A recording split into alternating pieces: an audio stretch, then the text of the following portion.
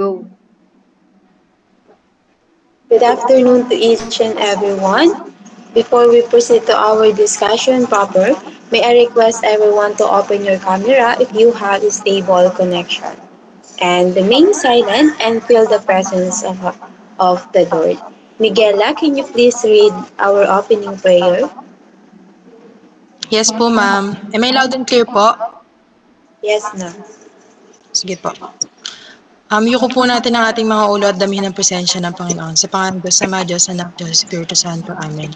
Ama, maraming salamat po sa napakagandang araw na binigyan niyo sa amin upang kami po ay magkaroon ng pagkakataon na matutunan naman ng mga panibagong leksyon, panibagong aralin na aming matututunan ngayong araw. Naway gabayin niyo po ang bawat isa sa amin, sa aming mga kaalaman na ibabahagi sa bawat isa. At sa mga tao po na makikinig, manonood ng video lesson na ito, kayo na pong bahala sa kanila na gabayan sila na i-absorb nila lahat ng kaalaman na kailangan nilang malaman mula sa video na ito. Gabayan niyo po kayong palagi at huwag niyo po kayong pababayaan. Yun lang po ang aming hiling sa pangalan ng Diyos. Amen. Yan, maraming salamat sa isang makabuluhan na panalangin. Ngunit bago ang lahat, meron bang, maaari bang panatilihing nakamute ang iyong microphone nang sa ganoon ay hindi ito magdulot ng distraction? At pakitaas lamang ang inyong raise hand button kung mayroon kayong katanungan o nais niyong sumagot sa ating talakayan ngayong araw. Bago tayo dumako sa ating formal na talakayan, Trisha, mayroon bang lumiban sa ating klase ngayong araw? Ikinagagalak ko pong ibalita sa inyo na wala pong lumiban sa atin ngayong araw. Ayan, maraming salamat. Nagagalak din ako na malaman na walang lumiban sa araw na ito. Ngunit bago ang lahat, tayo ay magkaroon muna. Nais ko muna kayong batiin ng Good afternoon, DSL Filipino 4A. Nais kong ipakilala sa inyo ang demonstrator sa araw na ito. Sa pangunguna ni Amuraw Trisha May. Amuraw Trisha May, maaari ka pang bumati? Isang magandang hapon po sa ating lahat. Ako po si Amuraw Trisha May P. Ayan, maraming salamat. Narito din si Ma'am Kunanan Trisha.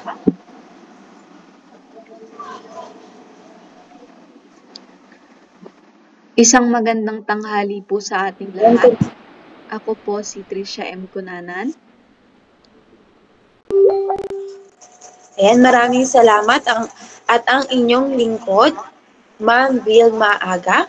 Binabati ko kayo ng magandang tanghali. At narito din si Ma'am Miguela Katakutan. Magandang tanghali po sa inyong lahat. Ako po si Miguela Katakutan. And we are the Group 5 demonstrator. Bago tayo dumako sa ating talakayan, magkaroon muna tayo ng review. Ano ang ating paksang tinalakay noong nakaraan? Sino ang maaaring magbahagi?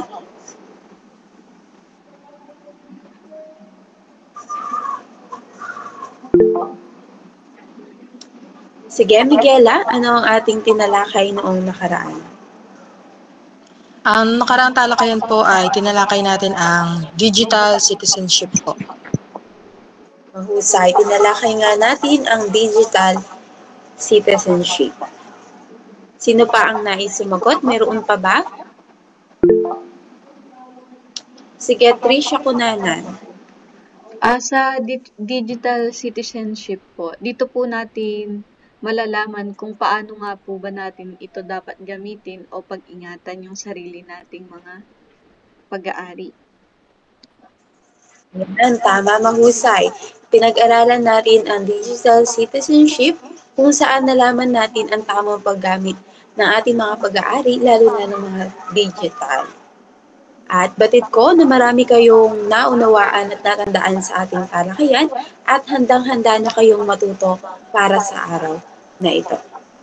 Narito si Ma'am Trisha Amuraw para gisingin ng iyong mga natutulog na diwa. Ma'am Trisha? Yan. Maraming salamat, Ma'am Vilma.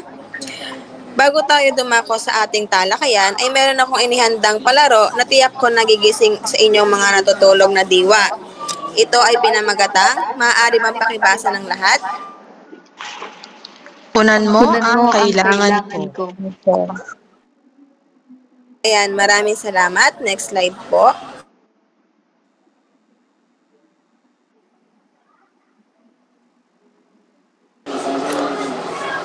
Give the acrostic. Make a reflection acrostic about cyberbullying. Next slide po.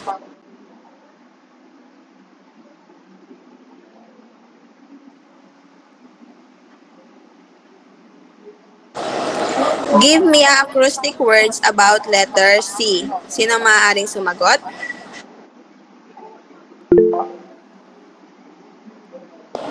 Miguela? For letter C po, ang naisip ko po ay crime because cyberbullying may be a crime po. Ayan, mahusay na kasagutan. Maraming salamat. Give me acrostic words about letter Y. Vilma? Youth po. Kasi po, minsan, yung mga youth o yung mga kabataan po yung nagiging biktima po ng cyberbullying. Ayan, mahusay na kasagutan. Give me acrostic words about letter B. Trisha? Para sa akin po, yung B po, sumisimbolo po siya bilang belonging. Ayan, mahusay na kasagutan. Ngayon naman, give me a acrostic word about letter E. Sino ang maaaring sumagot?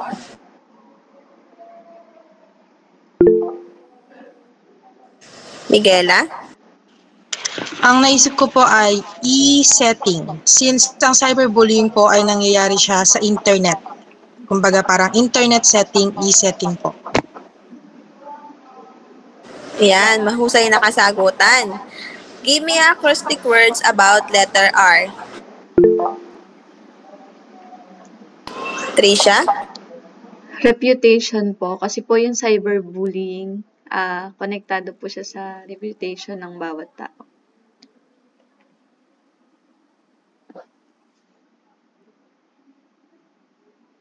Give me a acrostic word about letter U. Vilma?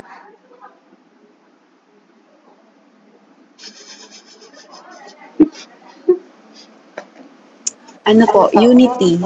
Kasi po, sa pagsolve po ng cyberbullying, kailangan po natin ng unity para magkaisa po tayong masolve po yung mga cybercrime na nangyayari.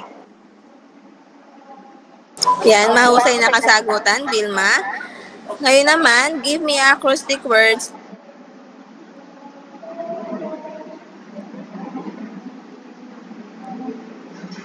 Sino ang maaaring sumagot? Trisha? L po, sumisimbolo po siya bilang law para po masagot yung mga cybercrime sa Pilipinas. Yan, mahusay na kasagutan. Maraming salamat. Give me acrostic words about letter N.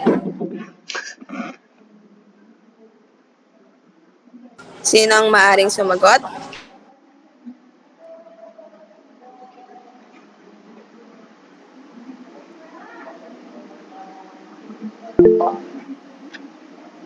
Miguela? Low self-esteem. Dahil yung mga tao po na nabubuli sa internet, nagkakaroon po sila ng low self-esteem. Ayan, maraming salamat sa mahusay na kasagutan. Ngayon naman, give me acrostic words about letter Y.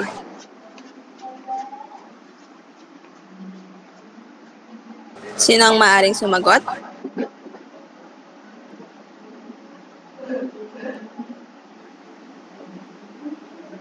Ibang kamay po. Wala na akong maisip.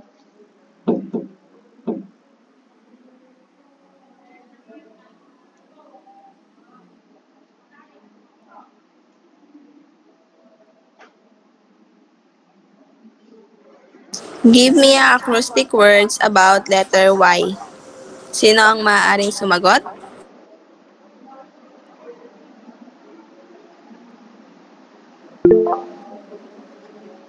Trisha? Your rights na lang po kasi po sa cybercrime, lahat po tayo may karapatan. Yan, mahusay. Give me acrostic words about letter I. Miguela? Intentional po. Yung mga gumagawa po ng cyberbullying na yan, for sure, meron po silang, intention po talaga nila yon. Minsan para makagain ng mga likes or shares sa internet po. Ayan, maraming salamat. Mahusay na kasagutan. Ngayon naman, give me acrostic words about letter N.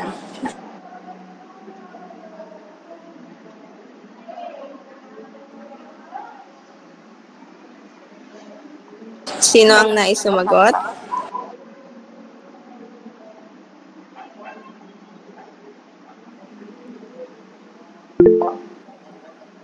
Vilma?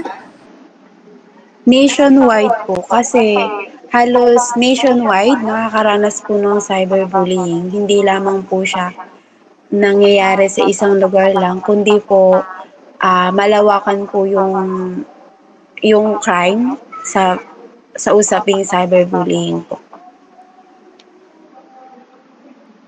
Ayan, maraming salamat. At panghuli naman, give me acrostic words about letter G.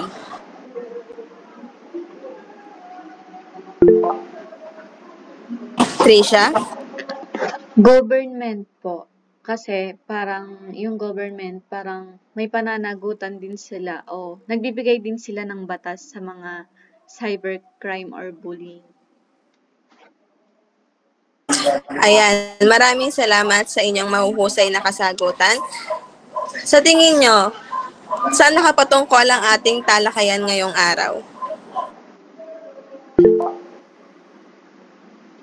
Ma'am Vilma? About po siya sa cyberbullying itself. Ayan, mahusay. Ang ating talakayan ngayong araw ay nakapatungkol sa cyberbullying. Next slide po.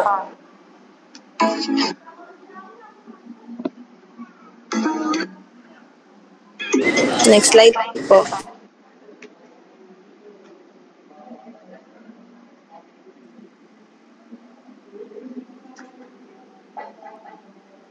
Ayan. Bago tayo dumako sa ating talakayan ngayong araw, ay meron akong inihandang na layunin na inyong matatamo pagtapos ng ating talakayan. Para sa panguna, examine critically the meaning, types, do's and don'ts, and law about cyberbullying. Pangalawa, to perform, accomplish the given activities about cyberbullying. At panghuli, valuing the importance of learning and understanding cyberbullying. Next slide po.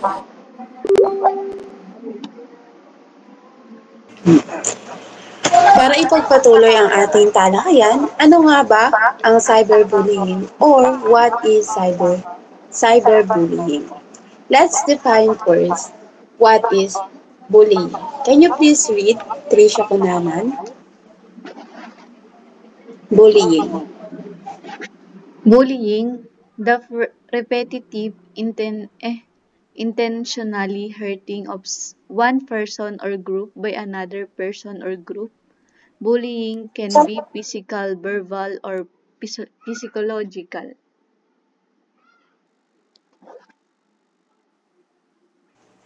Thank you so much, Ma'am Trisha Conanan. So sabi dito, ang bullying daw ay paulit-ulit o repetitive, intentional o intention mo talagang saktan yung isang tao o yung isang grupo.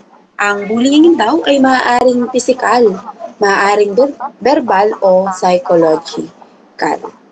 Samantala, ang cyber naman ay nangangahulugang Trisha Amura, maaari bang pakibasa? Relating to or characteristic of the culture of computers, information technology, and virtual reality, an electronic medium in which online communication takes place. Ayan, maraming salamat sa malinaw ng pagbahagi. Samantala, ang cyber naman ay nangangahulugang ito yung mga tumutukoy sa mga computer information technology o yung mga tinatawag nating virtual reality na kung saan yung online communication nangyayari siya dito. Hindi ba sa pamamagitan ng internet nakakapag-usap tayo? Halimbawa na lang sa oras na ito, nagkakaroon tayo ng talakayan sa magitan ng internet o ng computer o technology. So, ano nga ba ang cyberbullying? Maaari ba pakibasa, Miguela?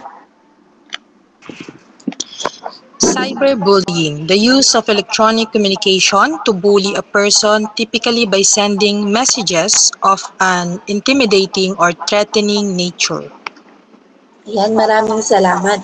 So, sa madaling salita, ang cyberbullying ay isang Ayon uri sa ng Republic pambubuli na maaaring paulit-ulit, intentional, kung saan maaari itong pi- sa pamamagitan ng technology, nakakapanakit ka ng damdamin ng isang tao o yung mental ng isang tao. At ginagamit yung internet sa pamamagitan, sabi dyan, typically by sending messages as madami pang iba. Mamaya, sa ating talakayan, mas mauunawaan natin yung mga halimbawa ng cyberbullying na i-discuss ng isa sa mga student teacher sa araw na ito o demonstrator sa araw na ito.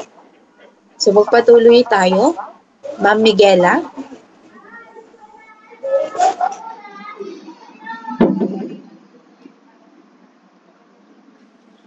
Ayan. Para sa examples ng mga cyberbullying, una po, first we have, ayan. Maaari po bang pakibasa? Aga Bilma? Harassing someone directly. Email and text, instant messaging are favorites among bullies. Posting rumors about someone on a social network or a blog is also common attack. Ayan, maraming salamat sa malinaw na pagbabasa.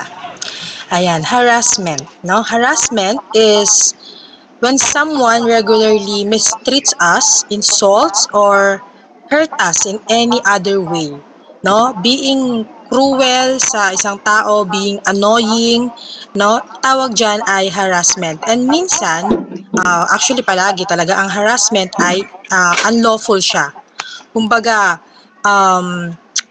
dapat ay hindi siya ginagawa ng isang tao. Any form of continuous suffering is referred to as harassment. At kapag sa school, kapag nangyayari yon, ang common term doon ay bullying. But, when it takes place in social media, ang tawag na natin doon ay cyberbullying. No? Kasama dito yung pagtitext ng pangungutya, paninira, at mga pagbabanta. Saklaw din dito yung mga pagpo-post ng mga hindi totoong kwento o pangyayari patungkol sa isang tao o kahit sa anong social media platform application man yan i-post, consider yan as cyberbullying. Yung layon kasi ng mga cyberbullies na ito ay siraan yung isang tao sa pamamagitan ng pagpo-post o pagtitext ng kung ano-ano. No, masama po na gawain yun. Muli, ang anumang uri ng harassment sa social media ay may tuturing na cyberbullying. Malinaw po ba ang unang example ng cyberbullying? Yes, ma'am, malinaw. Ayan, kung malinaw po ay dumako na po tayo sa pangalawang example. Next slide po. Ayan, Madam Tricia Amorao, maaari bang pakibasa? Impersonating someone. Bullies create an online identity similar to the victims or they steal the victim's credentials. They use these accounts to do things that are meant to damage the victim's reputation. Ayan, impersonating someone. Meron ba kayong ideya kung ano ang klaseng cyberbullying ito? Taas ng kamay ang gusto sumagot. O sige, Tricia Amorao. Ito po yung panggagaya sa iba upang siraan po sila or manira po ng iba. Ayan, mahusay na kasagutan. Isa pang halimbawa ng cyberbullying ay yung pagpapanggap, no, o panggagaya ng isang tao. No, the bullies will create an account on any social media platforms using the name and the picture of the victim. Gagamitin nila yung fake account na yon para masira yung reputasyon ng biktima. Halimbawa, magpo-post yung mga bullies sa fake account ng mga masiselang bahagi ng katawan at sasabihin sa biktima iyon, kahit hindi naman. O kaya naman ay gagamitin ng fake account para manira at manglait din ng ibang tao. Ayan, malinaw po ba yung pangalawang example? Malinaw po. Ayan, kung malinaw na, dumako na po tayo sa susunod na slide.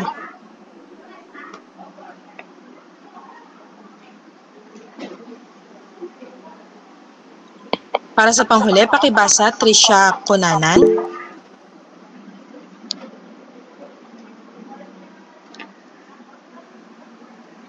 Posting photographs and videos.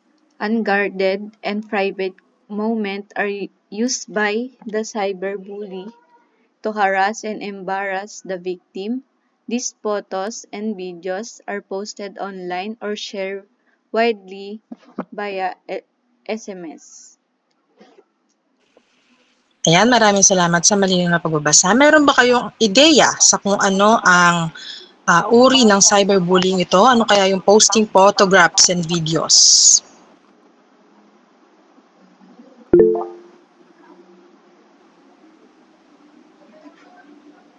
O sige, Aga Vilma. Ma'am, yan po ba yung halimbawa may private kayong ginagawa ng partner mo.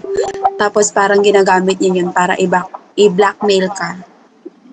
Pwede po. Yes, isa yon sa mga halimbawa ng cyberbullying, pagpo-post ng mga pictures and videos ng isang tao. Actually, ito yung madalas na mangyayari. Yung mga bullies nagpo-post sa social media para yung ipinapakalat gamit yung mga messaging application, mga messenger, ganyan, yung mga nakakatawang litrato, mga masiselang bahagi ng katawan, o kaya yung sinasabi mo, yung mga pribadong pangyayari, at ano pang mga nakuhanan ng picture at video. Ginagawa ito ng mga bullies para siraan at ipahiya yung kanilang mga biktima. O kaya i-blackmail, ganyan, no? Ang mga maaaring dahilan nito ay alitan, bawa nag-away yung mag-partner, gusto maghiwalayan, ngayon bina-blackmail nung isa, no? Pwede ring inggit, o kaya naman is trip lang talaga ng bully na i-post yung mga nakakatawang pictures ng isang tao para makagain ng likes, ng shares, ng comments sa internet, no? 'Di ba? Madalas yung ibang tao ganun yung ginagawa, kinukunan na lang ng video, ng pictures, yung kung ano-anong bagay para lang marami silang ma-post at maraming mag-like sa mga post nila. Ayan, naiintindihan ba lahat ng example ng cyberbullying? Yes po. Ayan, kung naiintindihan na, dumako na tayo sa susunod na parte ng ating talakayan. Natatalakayin ng isa pa sa mga demonstrators ngayong araw.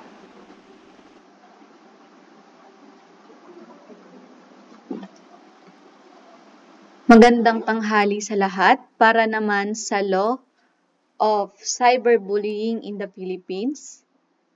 What is the Republic Act about cyberbullying in the Philippines? Pa-next slide po.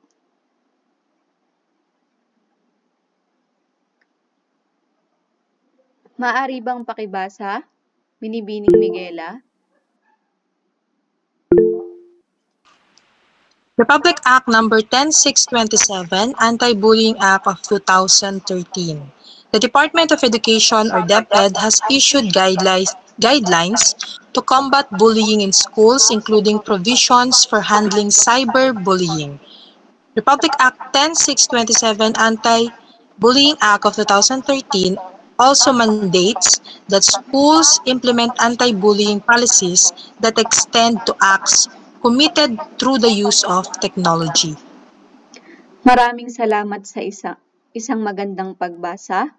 Ayon sa Republic Act 10627 o Anti-Bullying Act of 2023, ay isang batas na naglalayong labanan ang bullying sa mga paaralan dito sa Pilipinas.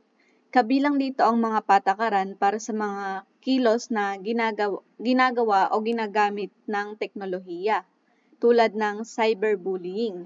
Ipinag-uutos din ng batas na sa mga paaralan ay dapat magkaroon ng mga pulisya upang mapanatili ang kaligtasan ng mga mag-aaral, o ang karagdagan dito ay para mag-aksyonan ang mga bullying sa paaralan. Kasama na dito ang mga insidenteng nagaganap sa online. Nauunawaan ba ang Republic Act 10627 Anti-Bullying Act of 2023? Yes po. Naunawaan po. Wala bang Yes po. katanungan? Wala po. Kung ganon, pa-next slide po.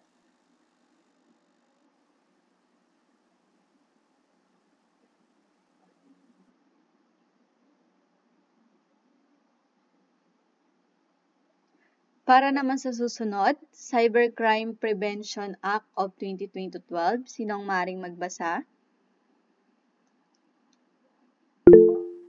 Binibining Aga.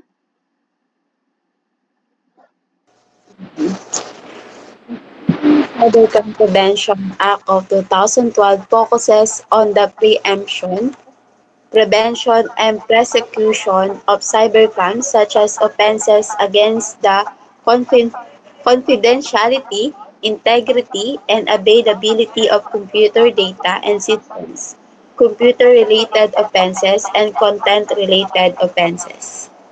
Maraming salamat sa isang malinaw na pagbasa.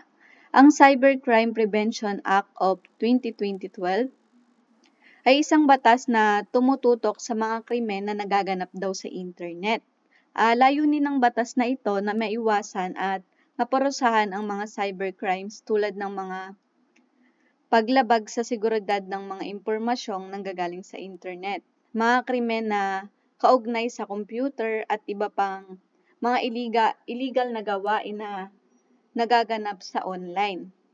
Yung batas na Cybercrime Prevention, ito ay naglalayong protektahan ang mga tao at sistema laban sa mga batas ng cyberspace. Ang cybercrime ay nakatutulong sa bawat tao upang malutas yung mga nagaganap na cyberbullying o cybercrime sa online.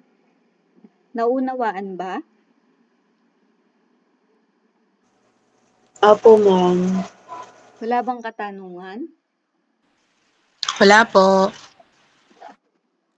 Lagi nating tatandaan na ang bawat ginagawa natin sa buhay o mga ginagawa natin na panlalait, personal man to online, ay palaging may malaking pananagutan sa batas, kahit sa batas o sa iba pang patakaran. Lalong-lalo na ang cyberbullying ay malaking epekto sa physical o emotional na damdamin ng mga tao. Wala nang katanungan? Wala Wala na na po. po. Kung ganon, narito naman ang isa sa aming grupo na magpapatuloy ng aming talakayan. Si Trish pa. Ayan, maraming salamat. Next slide po. Narito naman ang do's and don'ts ng cyberbullying. Next slide po.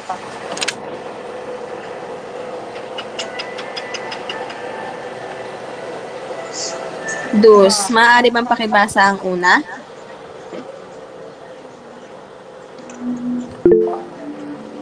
Miguela? Number 1, take action. Ayan, maraming salamat. So, ang unang doon natin ay take action. This could be reaching out someone you trust that can help you. Address the situation so that you're first to take action and reach out to someone that can help you. Pangalawa, sino maaaring magbasa? Vilma? Save the evidence. Pangalawa ay save the evidence. This is very important. Save the evidence. If someone is sending you things, sending you via text message, via email, or any platform,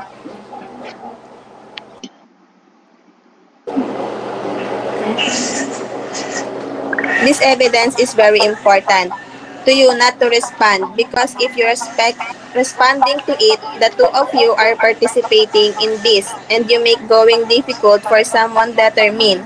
It will help you in a long run and you won't suffer because you won't participating in it. You're just saving what you need to save. Para naman sa pangatlo, Trisha? Para naman sa ikatlo, treat others the way you want to be treated. Ayan. Treat others the way you want to be treated. How simple is that? How easy is that? You treat people the way you want to be treated. That is something that I always live by. Always been returned. Of course not. Again, this is something should try to live by and you should try to make practice a daily basis. Treat others the way you want to be treated. Para naman sa pang-apat, sino maaaring magbasa? Miguela? Number 4, block the bully. Ayan. Block the bully. You don't have to entertain someone who is bullying you if via in social media platform. It's very easy to get right on there and click block. Gawin mo ito para sa sarili mo, for own sanity and for your own peace of mind. Para naman sa panglima,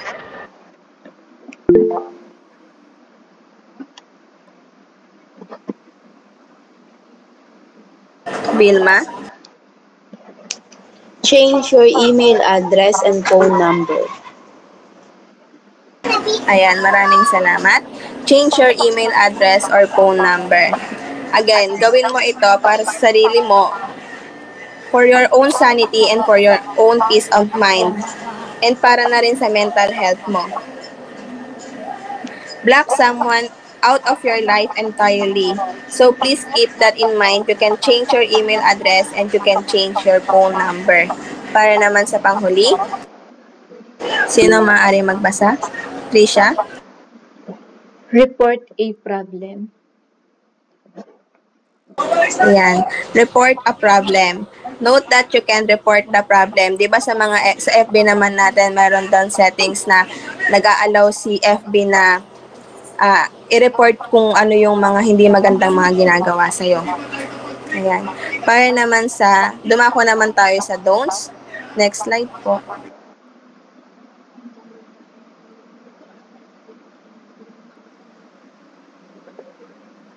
Para sa pang-una, sino maaaring magpasa? Miguela? Para sa una sa don'ts, number 1, don't be ashamed. Ayan. Pang-una, don't be ashamed. Hateful actions of others is not your fault. We need to be mindful of that because oftentimes we as a victims and as ourselves, what do we do to cause these particular actions against us? And we need to realize that it's not something that we did. Pangalawa, Trisha? Para naman sa ikalawa, be mindful not to respond. Ayan, maraming salamat. Be mindful not to respond. This is hard. Because I'm telling you, if somebody says about me, first thing I wanna do is getting on there and say something. Pero lagi kong sinasabi yung sarili ko na, I will always think before I say something. I'll do that because number 1, I wanna make sure if I do respond, it is going to be an intelligent response. Para naman sa pangatlo, Vilma? Don't try to get back to bully. Ayan. Don't try to get back to bullying. Because in the long run, you may suffer a worse consequence that they would bullying you. Keep that in mind. Dahil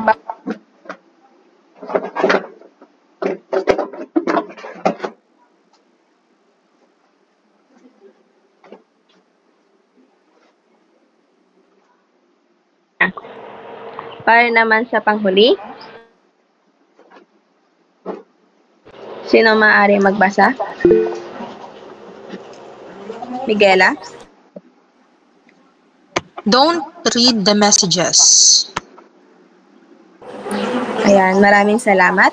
Don't read the messages. Dahil you know who you are better than anyone does. So that someone is sending something and they try to tell you about yourself, no need to read it. Huwag ka nang magsayang ng oras para basahin pa yung mga message na iyon dahil mas kilala mo yung sarili mo kaysa sa iba. Kasi kapag halimbawa, finorward mo pa yung message na yon sa iba na ganito yung sinasabi sa'yo ni ganito, ganito yung sinasabi sa'yo ni ganyan, parang tinutulungan mo lang din yung nambubuli sa'yo na ipakalat yung mga fake messages niya na binabato niya tungkol sa'yo. Ayan.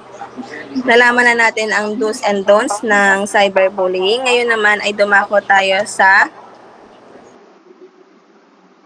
next slide po. Group activity na ipapaliwanag ni Miguela.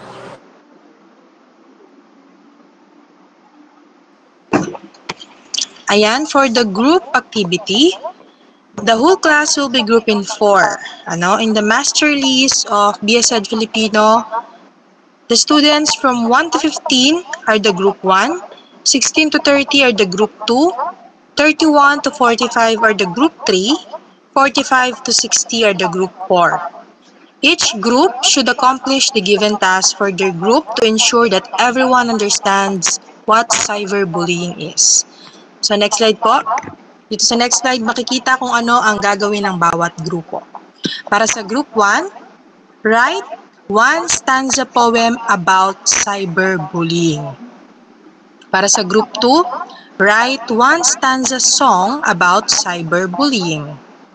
Para sa group 4, perform a short skit that shows cyberbullying. And para naman sa group 4, write a slogan about cyberbullying. Ayan, malinaw ba ang mga gagawin ng bawat grupo? Malinaw po. Ayan, kung malinaw na ang gagawin ng bawat grupo, ay dumako na tayo sa rubrics. Tandaan lamang ang 3 C's. Ang unang C ay content. Ang content ay 25 points. Ang output nyo ay dapat angkop sa ibinigay sa inyo na gawain at syempre dapat patungkol sa ating paksa. Pangalawang C ay creativity. Kailangan ipakita ang inyong mga pagkamalikhain. Yan ay 15 points. At ang huling C ay cooperation, 10 points. Dapat ang bawat miyembro ay kikilos at tutulong. With a total of 50 points. Malinaw ba ang rubrics? Malinaw po, Malinaw po. Ayan, kung malinaw na ay maaari nang magsimula.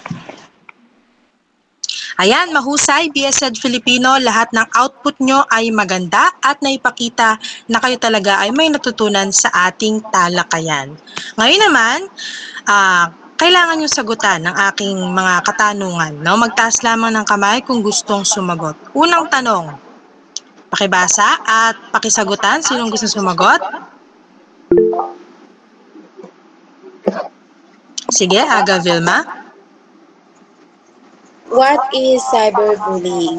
Batay po sa ating talakayan, ang cyberbullying po ay isang maituturing na crime na kung saan ginagamit po ang internet o ang technology para makapanakit ka ng damdamin ng tao. Halimbawa na lamang po, yung pagsisend ng mga messages, yung pagpapost ng mga picture na hindi naman dapat i-post, maging yung mga pag-post ng mga video na hindi naman karapat-dapat na i-post para makapanakit ka ng damdamin.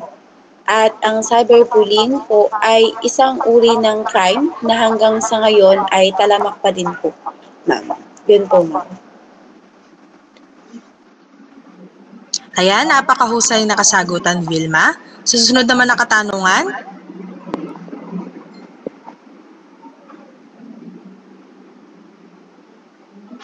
Ayan. What are the examples of cyberbullying? Sinong maaaring magbigay ng isang example?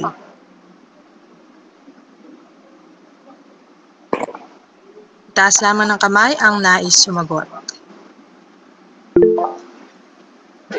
Ayan, sige, Tricia May Amorao. Isa pong example ay harassing someone directly. Ito po yung direktang pagpapadala ng mensahe sa biktima na naglalaman po ng panglalait or pagbabanta po sa biktima niya. Ayan, mahusay na kasagutan. Ano yung direktang pagpapadala ng mensahe sa biktima na naglalaman ng mga panglalait o pagbabanta ay kinukonsidera na cyberbullying. Sige, sino pa makapagbigay ng example ng cyberbullying? Sige, Tricia Conanan. Isa po sa example ng cyberbullying yung posting photographs and videos. Sa ganito pong cyberbullying, minsan po ginagamit po ng mga tao na pang-blackmail yung isang pictures o videos na makakasakit po sa damdamin ng isang tao. Ayan, napakahusay na kasagutan. Isa pang halimbawa ng cyberbullying ay yung pagpo-post ng mga photographs and videos, yung mga funny photos, inappropriate or private videos ng isang tao. Kapag pinost sa social media na walang pahintulot ng may-ari, ito ay cyberbullying. Sige, ano pa ang ibang example ng cyberbullying? Aga Vilma? Impersonating someone na kung saan po inaano mo yung isang tao. Binubuli mo siya sa paraang sinisira mo yung reputasyon niya o yung pagkatao niya. Ayan, mahusay na kasagutan. Ang isa pang example ay impersonating someone in social media is considered also as cyberbullying, yung panggagaya gamit ang pictures, pangalan at mga impormasyon, personal details ng isang tao. Tapos nagpapanggap ka na ikaw yun para siraan yung ibang tao, yun ay cyberbullying. No? Meron pa tayong mga pinag-aralan, yung mga batas. Magbigay nga ng isang batas patungkol sa cyberbullying.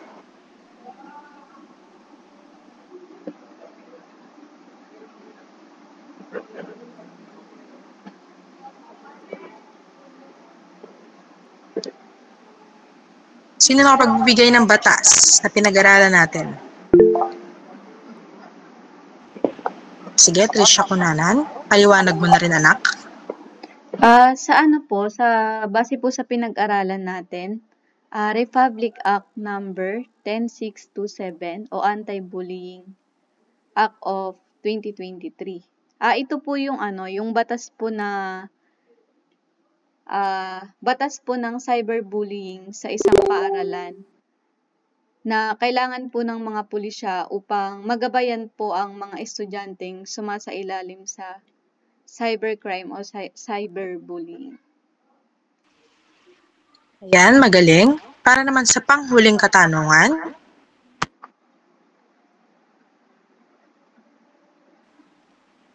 number 3, ayan. What is the importance of knowing about cyberbullying?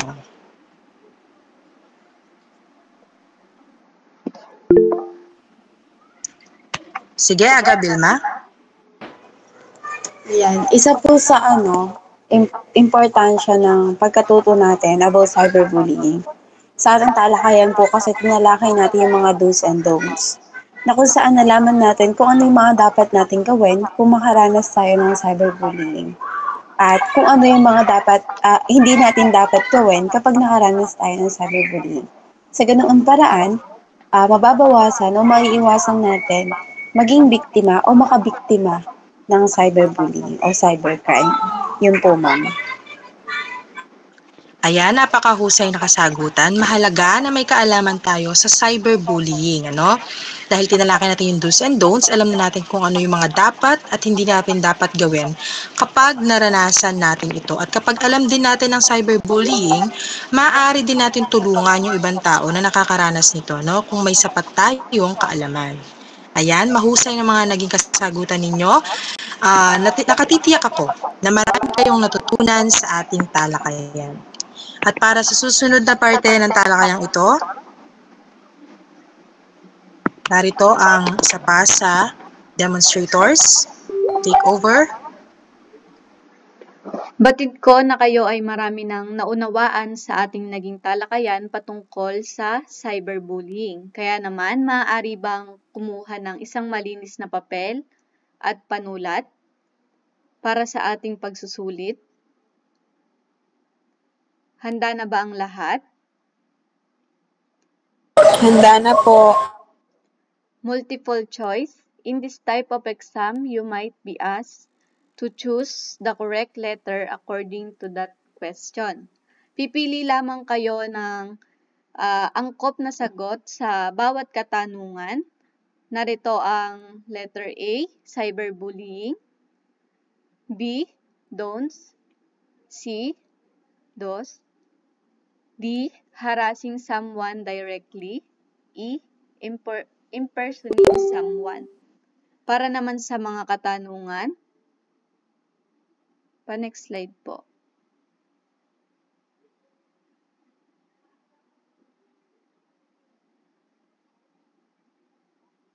Number 1, sino ang maaaring magbasa? Binibining Amuraw. Para sa una, save the evidence. Maraming salamat. Para sa ikalawa, Binibining Aga. Be mindful not to respond. Maraming salamat. Para sa ikatlo,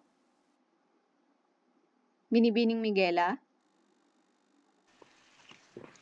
The bullies create an online identity similar to the victims, or they steal the victim's credential. They use these accounts to do things that are meant to damage the victim's reputation. Maraming salamat. Para sa ikaapat, Binibining Aga. Posting rumors about someone on a social network or a blog is also common attack. Maraming salamat. Para sa huling katanungan, Binibining Amuraw. The use of electronic communication to bully a person, typically by sending message of an intimidating or threatening nature. Maraming salamat. Kayo ay maaari nang magsagot sa ating quiz. At narito naman ang essay type para sa number 6 to 10. What is the importance of learning and understanding cyberbullying? Write it into 3 to 5 sentences. Maaari nang magsagot ng tahimik at huwag lilingon sa inyong mga katabi. Baka makopya nyo yung pangalan nila.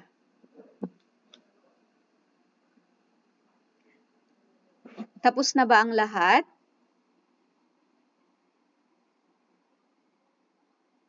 Tapos na po. Kung ganon, narito naman ang inyong assignment o takdang aralin.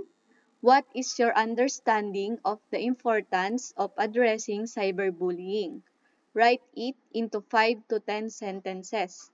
Isulat nyo na lamang ito sa isang yellow paper at i-check ko ito sa muli nating pagkikita. Nauunawaan ba? Nauunawaan po. I-picturean na lang ang inyong assignment.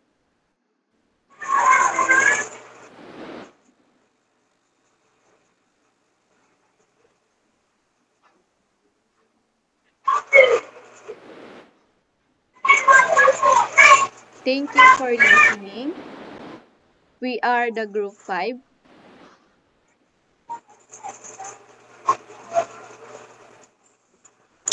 Thank you for listening. Bye-bye. Bye-bye.